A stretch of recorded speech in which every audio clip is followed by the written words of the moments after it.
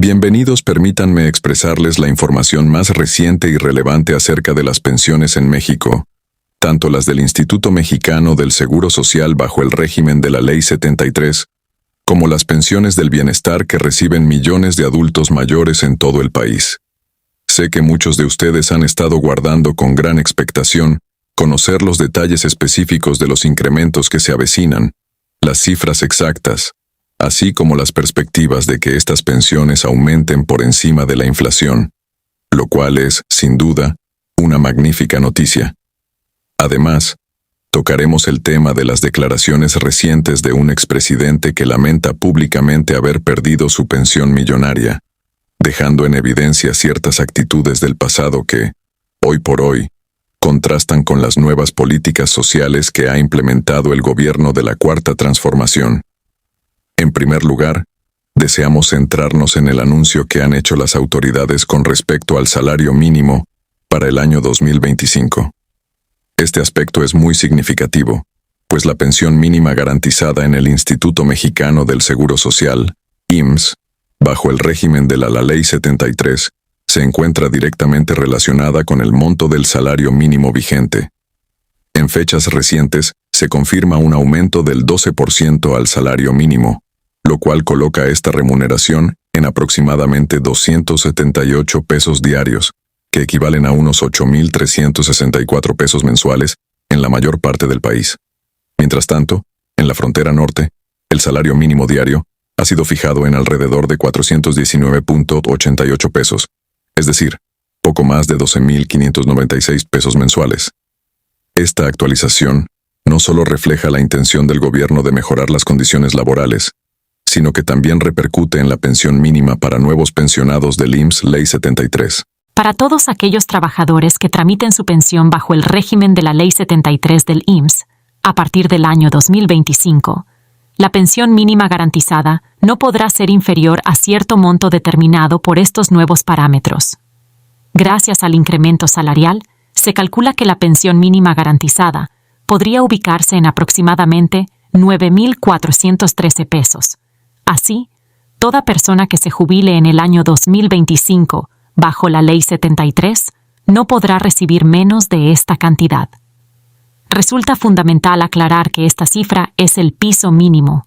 Si el cálculo individual de la pensión, considerando semanas cotizadas, salario base de cotización, edad al momento de la jubilación y demás factores, resulta en una cantidad mayor a esos 9.413 pesos, el IMSS, por supuesto, otorgará la cantidad correspondiente.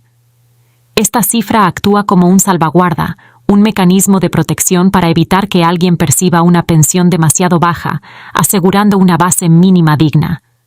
Aquellas personas que ya están pensionadas bajo el régimen de la Ley 73 reciben sus incrementos anuales con base en la inflación. Es decir, cada mes de enero, el monto se ajusta al índice de precios al consumidor del año previo.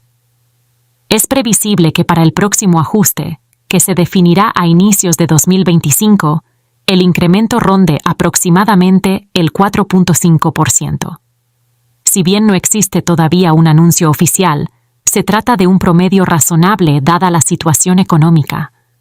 Sin embargo, resulta interesante observar cómo este tema se puso sobre la mesa en una de las conferencias más recientes de la presidenta Claudia Sheinbaum Pardo.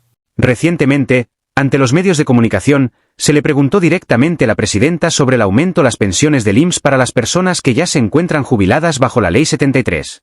La presidenta respondió con cautela, mencionando que aún están analizando el tema y que más adelante lo informarían con precisión. Este pequeño intercambio fue llamativo porque, en teoría, el aumento de las pensiones Ley 73 es un proceso automático atado a la inflación y no requeriría mayor intervención. Sin embargo, el hecho de que la presidenta haya dicho todavía estamos en eso, ya lo informaremos, podría interpretarse de varias maneras. Una es que en ese instante no tenía presente el dato puntual. Otra es que se esté contemplando algún ajuste extraordinario. Si bien esto último no es seguro, vale la pena mantener la atención por si el gobierno decide anunciar alguna medida adicional que revalorice estas pensiones tan importantes para muchos mexicanos que entregaron sus años laborales al país. La sola posibilidad de un aumento adicional despierta ilusión en miles de personas que sienten que sus pensiones han quedado rezagadas con el paso del tiempo. Han existido conversaciones informales y propuestas no oficiales en el pasado sobre la necesidad de revalorar las pensiones Ley 73, ya que la inflación, los cambios económicos y el tiempo han erosionado su poder adquisitivo. Por ahora, no podemos afirmar nada definitivo, pero el hecho de que la presidenta se mostrara dispuesta a abordar el tema más adelante mantiene viva la esperanza. El segundo aspecto crucial es el incremento en la pensión del bienestar. La presidenta Claudia Sheinbaum ha sido muy clara al responder a una pregunta directa sobre cuánto aumentará la pensión universal del bienestar. Esta pensión es la que reciben millones de adultos mayores a partir de los 65 años. Hasta el año 2024 se ha mantenido un crecimiento significativo. En el sexenio anterior aumentó año con año hasta alcanzar una cifra base de 6.000 pesos bimestrales. Ahora, la pregunta es, ¿cuál será el incremento en 2025? La presidenta ha declarado que el aumento a la pensión del bienestar será ligeramente superior a la inflación. Esto es una noticia sumamente positiva. La inflación es el aumento generalizado de precios en la economía, y un incremento a la pensión mayor a ese índice significa que el poder adquisitivo de los adultos mayores no solo se mantendrá, sino que mejorará un poco. Si consideramos que la inflación podría ubicarse en torno al 4,5%, un incremento algo mayor podría redondear a un 5% o hasta un 7%. Así, tomando como referencia los 6.000 pesos bimestrales que actualmente reciben los beneficiarios de la pensión para el bienestar de las personas adultas mayores, un 5% adicional representaría alrededor de 300 pesos más, llevando la cifra a 6.300 pesos bimestrales. Si el incremento fuera de 7%, la cifra podría acercarse a 6.400 pesos. En cualquiera de estos escenarios, es evidente que el beneficio conservará y mejorará ligeramente el poder adquisitivo de las personas beneficiarias. La presidencia justificó este incremento ligeramente superior a la inflación argumentando la necesidad de implementar programas de salud domiciliaria. De acuerdo con las encuestas realizadas por los servidores de la nación, la mayoría de las personas adultas mayores no solo requieren un apoyo económico, sino también atención médica de calidad y acceso a medicamentos. Por ello, la construcción de farmacias del bienestar junto a los bancos del bienestar y la creación del programa de salud casa por casa demandarán recursos adicionales. Al equilibrar estas necesidades, se justifica plenamente que la pensión no solo se mantenga al ritmo de la inflación, sino que la supere un poco. Así, las personas mayores no solo tendrán más recursos, sino también un mayor acceso a servicios de salud, medicamentos, atención especializada y, en suma, una mejor calidad de vida. Si bien todavía no se han dado a conocer las cifras exactas del aumento a la pensión del bienestar, la transparencia con la que la presidenta anunció que será mayor a la inflación es alentadora. Queda por esperar a que la Secretaría del Bienestar, encabezada por Ariadna Montiel Reyes, emita el comunicado oficial en las próximas semanas o meses, una vez que se tenga claridad en torno a la inflación final del año 2024, y se pueda determinar con precisión el porcentaje del incremento. Todos los indicios apuntan a que, si la inflación cierra alrededor del 4,5%, podríamos tener un aumento total cercano al 5% o un poco más. Cabe destacar que no se espera un incremento desproporcionado, ya que el sexenio anterior, encabezado por el expresidente Andrés Manuel López Obrador, dejó muy en claro que la meta era alcanzar los 6.000 pesos bimestrales al final de su mandato, algo que se cumplió a cabalidad. Ahora, bajo la administración de la presidenta Sheinbaum, el objetivo es mantener y consolidar estos logros, otorgando incrementos moderados pero sostenidos, que garanticen el bienestar de los adultos mayores. Además, este gobierno busca diversificar el tipo de apoyos que reciben, entendiendo que el adulto mayor requiere no solo recursos económicos, sino un entorno integral de atención, seguimiento y cuidado de su salud. En este punto, es inevitable contrastar la situación actual con la que se vivía en tiempos de expresidentes que percibían pensiones millonarias, recursos que provenían de las arcas nacionales y que, según la óptica del actual gobierno, eran injustas y un derroche inaceptable. Hubo un tiempo en México en el que los expresidentes gozaban de millonarias pensiones pagadas con el dinero del pueblo, mientras millones de ciudadanos apenas sobrevivían con ingresos precarios. Estas pensiones presidenciales se cancelaron durante la administración pasada, y actualmente se mantiene esa política de no otorgar pensiones vitalicias a expresidentes, liberando recursos que pueden destinarse a programas sociales. Recientemente, uno de los expresidentes más polémicos de la historia de México, Carlos Salinas de Gortari, hizo declaraciones que llamaron la atención al afirmar que ahora está desempleado y ya no es pensionado, debido a que le fueron retiradas las jugosas pensiones presidenciales. El mismo Carlos Salinas se definió a sí mismo como alguien que ahora se dedica simplemente a la investigación y reflexión sobre temas históricos, aludiendo con un dejo de ironía a su condición. Este personaje, recordado por sus políticas neoliberales, su cercanía con la élite empresarial y bancaria, y por ser señalado como uno de los principales responsables de la desigualdad económica que aquejó a México por décadas, se presenta ahora como un hombre común, sin beneficios especiales. La respuesta de la presidenta Claudia Sheinbaum ante este episodio resultó elocuente. Con mesura, pero sin dejar de sonreír ante la ironía de la situación, destacó la poca coherencia entre las afirmaciones del expresidente y su realidad. Señaló con sutileza que es difícil imaginar a Carlos Salinas viajando en aviones comerciales, o viviendo con las mismas restricciones de un desempleado común. Este contraste sirve para mostrar el enorme cambio que ha experimentado México, de un país donde expresidentes recibían sumas exorbitantes de por vida, a una nación en la que esas pensiones se eliminaron, y donde cada vez más recursos se canalizan a quienes realmente lo necesitan. No cabe duda de que la reacción de la presidenta Sheinbaum ante las declaraciones de Salinas de Gortari es un reflejo del sentir de millones de mexicanos, quienes han visto y vivido las consecuencias de las políticas implementadas en el pasado. Hoy se prioriza el bienestar colectivo, las pensiones para los adultos mayores, el acceso a la salud, la dignidad laboral y la justicia social por encima de privilegios heredados. Esta transformación no es menor. Hoy, en lugar de mantener pensiones millonarias para unos cuantos personajes, se destinan esos recursos al pago de la pensión del bienestar, que beneficia a millones de personas adultas mayores, se fortalece la atención médica, se construyen farmacias populares. Se mantiene un mecanismo sólido de actualización de las pensiones Ley 73 del IMSS acorde a la inflación, evitando que queden rezagadas. Si bien las sumas no son descomunales, el simple hecho de que haya una pensión universal para las personas mayores de 65 años, y que ésta aumente año con año, ya representa un logro histórico en materia social. Es importante recordar que estas políticas no buscan el aplauso fácil, sino la construcción de un andamiaje social más justo y humanitario. La pensión universal del bienestar no surgió de la nada.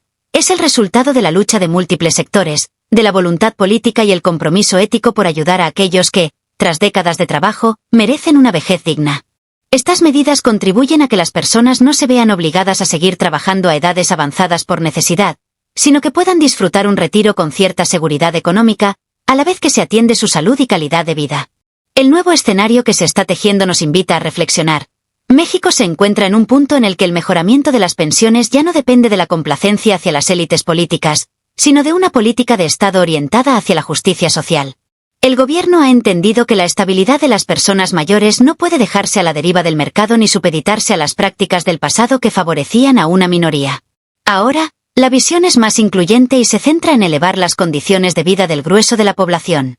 Si observamos el panorama actual, vemos que las pensiones del IMSS Ley 73 se ajustarán a la inflación, lo cual, sin ser una gran noticia, al menos garantiza que no pierdan valor con el tiempo.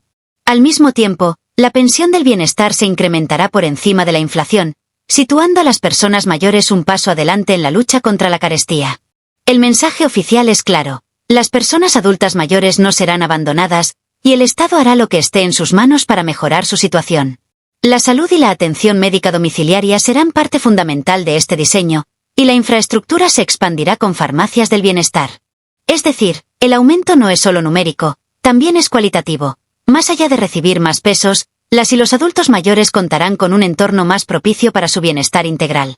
Mientras tanto, el expresidente que se califica a sí mismo como desempleado y que se lamenta por no tener una pensión millonaria pagada por el erario, nos recuerda un pasado que hoy resulta inaceptable. Un pasado en el que unos pocos disfrutaban de lujos eternos, mientras millones de mexicanos soportaban condiciones precarias.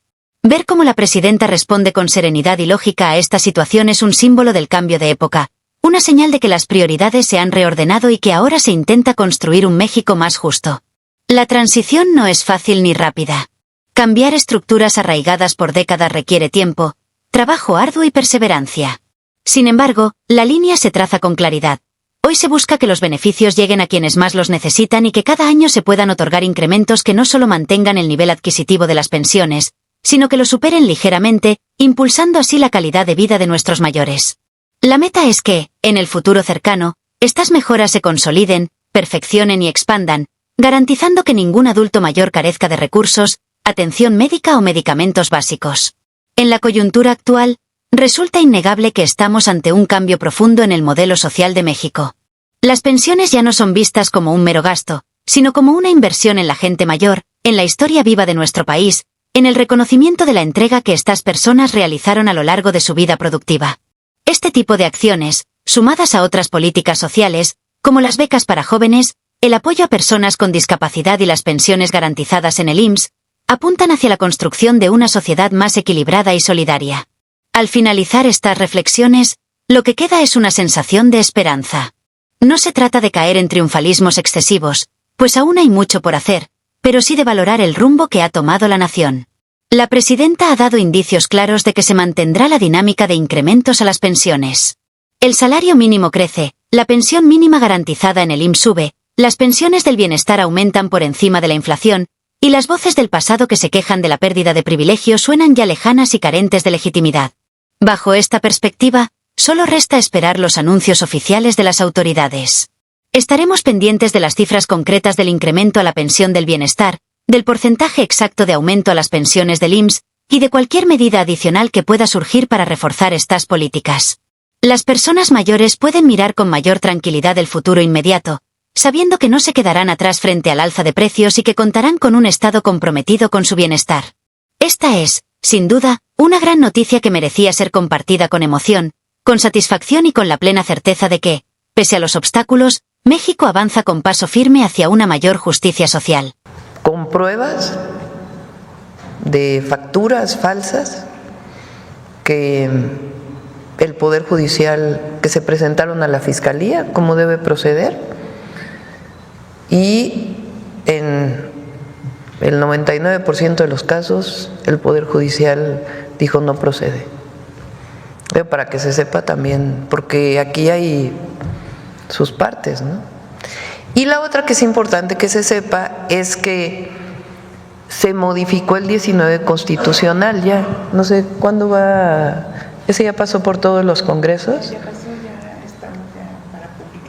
Ya para publicarse, para declararse constitucional por la Cámara de Diputados. En los delitos que se modificaron para que tengan prisión preventiva oficiosa está ser facturero o el delito de facturar falsamente, porque antes ni siquiera era sujeto a prisión preventiva oficiosa, a delito grave. Entonces ahora ya en la Constitución se establece. Entonces eso va a ayudar. ¿Qué son las factureras? Es utilizar facturas falsas para evitar pago de impuestos, esencialmente, a través de redes de empresas que se dedicaron a eso, formar empresas. Esa empresa se forma como empresa fantasma, tiene su RFC, factura, que a su vez le factura a otra, etcétera, etcétera, etcétera, de tal manera que se vuelve muy difícil encontrar cómo fue este proceso de facturas falsas que evitan al final pagar impuestos o incluso hasta fraudes privados que se pudieran generar. Entonces ahora ya es un delito grave y va a ser publicado pues ya pronto en el Diario Oficial de la Federación. Pero sobre el caso de Nuevo León pues es la Fiscalía quien tiene que… El SAT estaría también revisando la ruta que pudiera estar siguiendo. No sabemos si sigan siendo beneficiados finalmente estos prófugos o delincuentes, ¿no?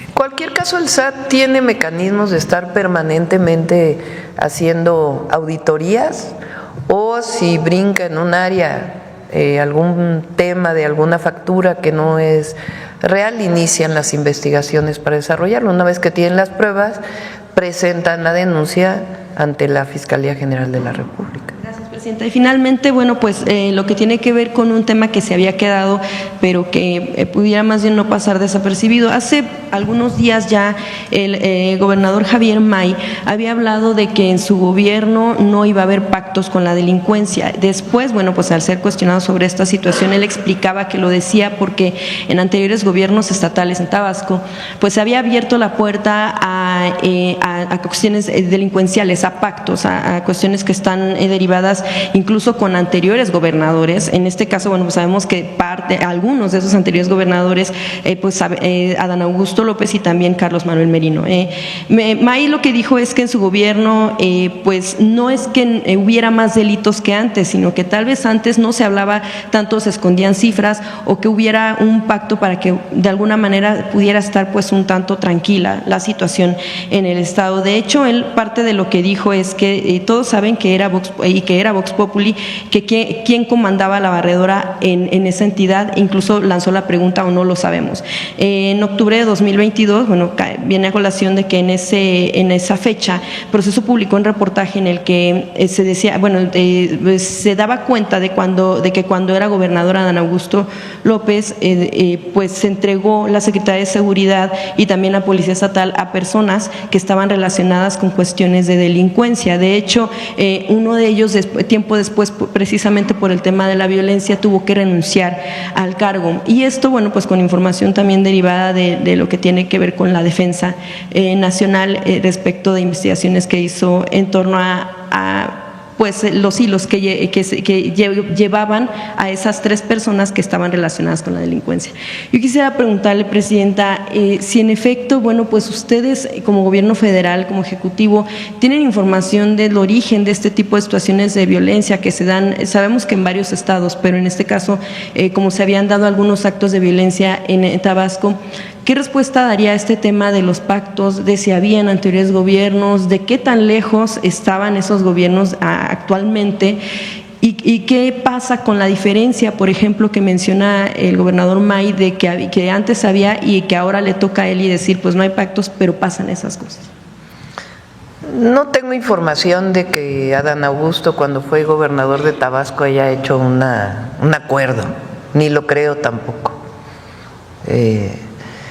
Lo que sí hubo en el sexenio anterior, ya con Merino como gobernador, es que él toma la decisión cuando empiezan a subir los delitos en Tabasco de separar al entonces secretario de Seguridad. Y después se abren distintas investigaciones, que en todo caso, si las investigaciones llegaran a algún servidor o alguien que fue funcionario público, pues se procedería.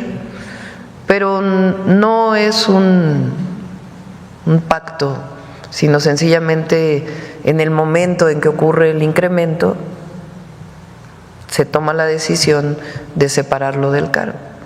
Así fue con el anterior secretario de Seguridad Pública de Tabasco. Y hoy se está colaborando mucho, está un general retirado de secretario de Seguridad, ya desde antes de que llegara Javier al gobierno del Estado, y se está colaborando con la Secretaría de Seguridad y Protección Ciudadana y con la Fiscalía del Estado y la Fiscalía General de la República, igual que en otras entidades. Sí, bueno, bien, lo que tiene que ver con eso, pues es la información del Ejército, sobre todo vía el Centro Regional de Fusión de Inteligencia en el sur, y esto aunado también al llamado que hace usted, que hizo ayer en torno a que los gobernadores deben asumir la responsabilidad de la seguridad, saber pues un poco más a detalle, pues no como tal señalar quiénes pudieran ser, pero si tienen información de cómo ha sido entonces la asistencia a estas mesas de seguridad que hacen por las mañanas, también esta situación de qué tanto usted considera que los gobernadores pudieran estar delegando esta responsabilidad tan importante que tiene que ver con la seguridad. Gracias. Fue un llamado a todos y a todas las gobernadoras y jefa de gobierno. Pienso yo que, por supuesto que desde la Federación tenemos una enorme responsabilidad y la estamos asumiendo, pero que tiene que haber coordinación y las y los gobernadores también tienen que asumir su responsabilidad en la seguridad. Lo hemos dicho varias veces, un homicidio es un delito del fuero común. Entonces, la investigación del homicidio, el análisis, la carpeta de investigación está en las fiscalías estatales y son en general los jueces o las juezas estatales de los tribunales del Poder Judicial Estatal quienes otorgan orden de aprehensión de acuerdo con las carpetas de investigación o cateos o la orden que tengan que presentar. Entonces, hay gobernadores que asisten todos los días al gabinete de seguridad y hay gobernadores y gobernadoras que han decidido no asistir. Entonces, por eso yo hice un llamado respetuoso a que se asuma esa responsabilidad de conducir la política de seguridad de su estado. En general, cuando el gobernador o gobernadora asume esta responsabilidad, hay mucho más resultados. Entonces, por supuesto, son elegidos y elegidas por el pueblo y ellas toman sus propias decisiones, pero por eso dije es una sugerencia respetable a todos para que asuman la responsabilidad de la conducción de seguridad. Hay estados con menos delitos que a lo mejor tienen ya una estrategia y consideran que no es necesario, pero creo que particularmente en aquellos estados en donde hay alta incidencia delictiva, pues tiene que asumirse esa responsabilidad. Pues depende de cada uno de ellos y ellas cómo asuman esta responsabilidad. Yo fue un llamado respetuoso. A ver por acá.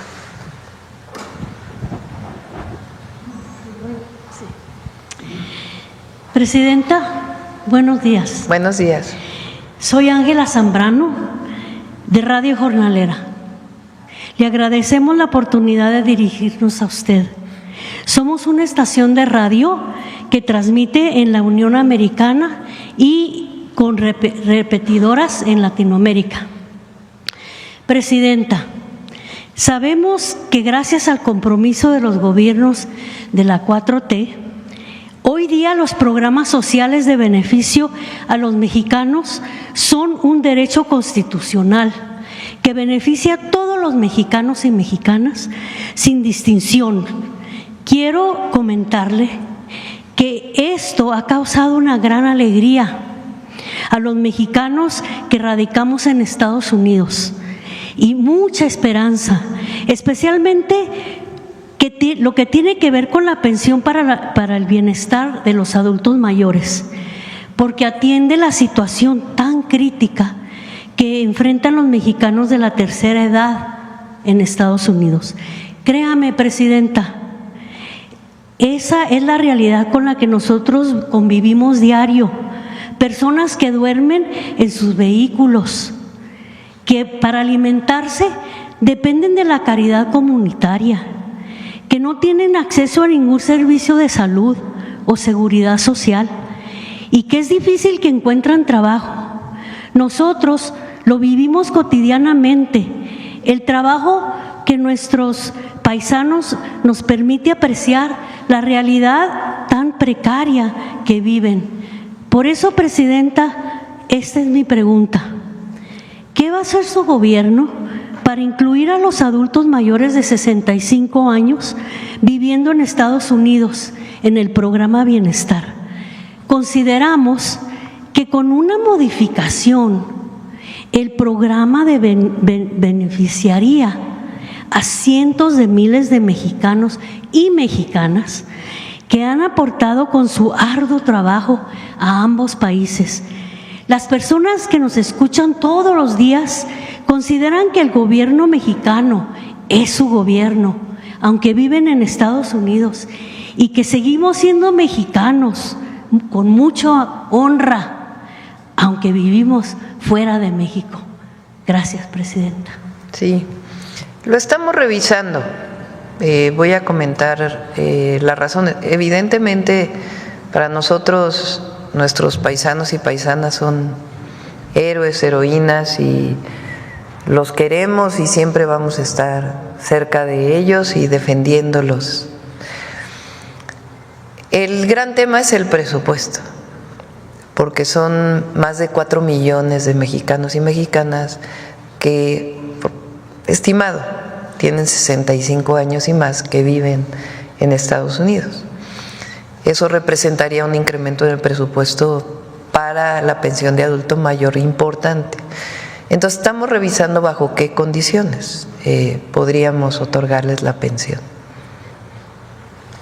Gracias, Presidenta. Gracias. Bueno, estamos muy confiados y confiadas de que el Gobierno de México reconoce nuestro derecho en Estados Unidos. Sí. Gracias. Acá. Presidenta, qué gusto saludarle a Ramón Ramírez Gutiérrez de Noticieros Reloj de la Tlajequeña 91.5. La Conferencia del Pueblo y traemos sentimientos del pueblo, saludados desde Oaxaca. Todavía tenemos el buen sabor de boca de su visita a Astata. Hay una crisis de gas, Presidenta, de gas LP que está afectando a muchas familias en varios estados, no solamente en Oaxaca. Preguntarle qué es lo que está pasando y cómo se va a solucionar esta situación. Ahora sí me tomaste sin una respuesta concreta. Hoy tengo reunión con Pemex y con la Secretaría de Energía y revisamos este caso de desabasto, dices, de gas LP en Oaxaca. En Oaxaca, en Puebla, creo que ya está afectando a la Ciudad de México y algunos otros estados, está afectando esta crisis. Bueno, esta falta, los distribuidores de gas dicen que Pemex no les está suministrando gas y que por lo consiguiente no han podido surtir gas LP a las familias de México. Sin cambio, pues se teme, si pueden hablar de una vez con el director. Se teme de que esta situación sea para elevar el precio. No hay desabasto de gas LP, la producción, y una parte todavía se importa. No hay desabasto, habría que ver. En particular, porque hemos estado recibiendo presiones, o por lo menos la Secretaría de Energía. Recuerden que en el gobierno del presidente López Obrador se fijó un precio máximo para el gas LP. Me tocó estar en esas reuniones, algunas de esas reuniones con la entonces Secretaría de Energía, Rocío Nale, la hoy Secretaria de Gobernación, cuando estaba de Secretaria de Seguridad, porque ellos no querían y argumentaban varios temas. Y en la Ciudad de México, en la zona metropolitana del Valle de México, el precio del gas LP era de cerca de 40% más caro que en el resto del país. En esta revisión que se hacía de quién es quién en los precios, ahí salió que zona metropolitana siempre estaba muy alto.